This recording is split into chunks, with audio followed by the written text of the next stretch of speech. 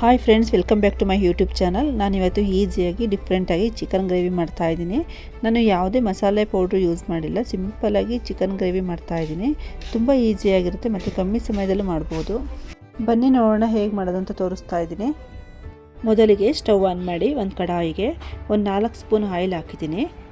Oil ಬಿಸಿ ಆದಮೇಲೆ low flame ಇಟ್ಕೊಂಡು ಒಂದು ಚಕ್ಕೆ ಪೀಸು, 1-2 ಲವಂಗ, 1-2 ಮೆಣಸು, 1 ಏಲಕ್ಕಿ ಹಾಕ್ತಾಯಿದ್ದೀನಿ.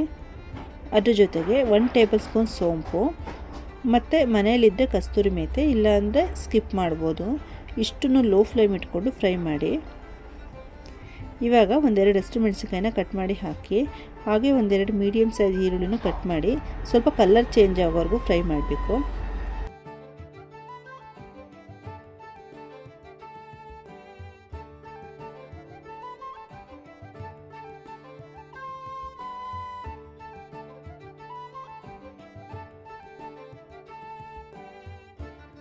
ನಂತರ ಈರುಳ್ಳಿ ಫ್ರೈ ಆದಮೇಲೆ ಬೆಳ್ಳುಳ್ಳಿ ಮತ್ತು ಶುಂಠಿ ಹಾಗೆ 1-2 ಹಸಿಮೆಣಸಿನಕಾಯಿನ ಈ ಥರ ಪೇಸ್ಟ್ ಮಾಡಿಕೊಂಡು ಇದಕ್ಕೆ ಸೇರಿಸ್ಕೊತಾ ಇದ್ದೀನಿ.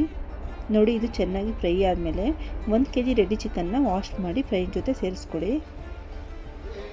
ಆಮೇಲೆ ಅದಕ್ಕೆ 1 ಸ್ಪೂನ್ ಉಪ್ಪು ಹಾಗೆ 1 ಸ್ಪೂನ್ ಅರಿಶಿನ ಹಾಕಿ ಮಿಕ್ಸ್ ಮಾಡಿ ಫ್ರೈ ಮಾಡ್ತಾ ಇದ್ದೀನಿ.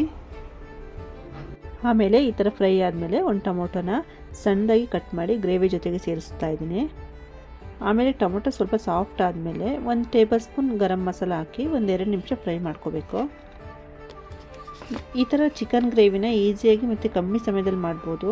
ಬ್ಯಾಚುಲರ್ಸ್ಗಂತೂ ತುಂಬ ಯೂಸ್ಫುಲ್ಲು. ಅವರಿಗೆ ಟೈಮ್ ಇರಲ್ಲ ಅಲ್ವಾ, ಅದಕ್ಕೋಸ್ಕರ ತುಂಬ ಯೂಸ್ ಆಗುತ್ತೆ. ಈ ಥರ ಬೇಗ ಅರ್ಜೆಂಟ್ ಇದ್ದವ್ರಿಗಂತೂ ಕಡಿಮೆ ಸಮಯದಲ್ಲಿ ಬೇಗ ಮಾಡ್ಕೋಬೋದು ಈ ಥರ ಚಿಕನ್ ಗ್ರೇವಿನ.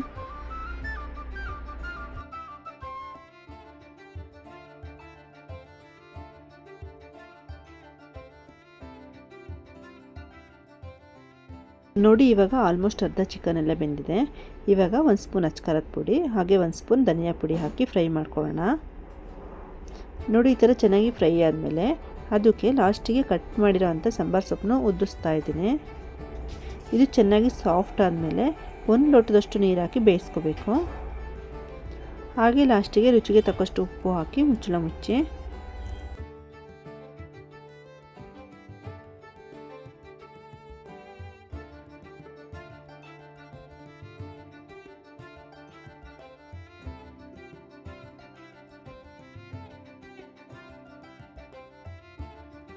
ನೋಡಿ, ಇವಾಗ ಮುಚ್ಚಳ ಓಪನ್ ಮಾಡಿ ತೋರಿಸ್ತಾ ಇದ್ದೀನಿ. ಚೆನ್ನಾಗಿದೆ, ಟೇಸ್ಟು ಕೂಡ ಚೆನ್ನಾಗಿದೆ. ಈ ಥರ ಸಿಂಪಲಾಗಿ ಚಿಕನ್ ಗ್ರೇವಿ ಮಾಡಿಕೊಂಡ್ರೆ ಚಪಾತಿ ಜೊತೆಗೆ ಮತ್ತು ರೊಟ್ಟಿ ಜೊತೆಗೆ ಹಾಗೆ ಅನ್ನದ ಜೊತೆಗೂ ಎಲ್ಲ ತುಂಬ ಚೆನ್ನಾಗಿರುತ್ತೆ.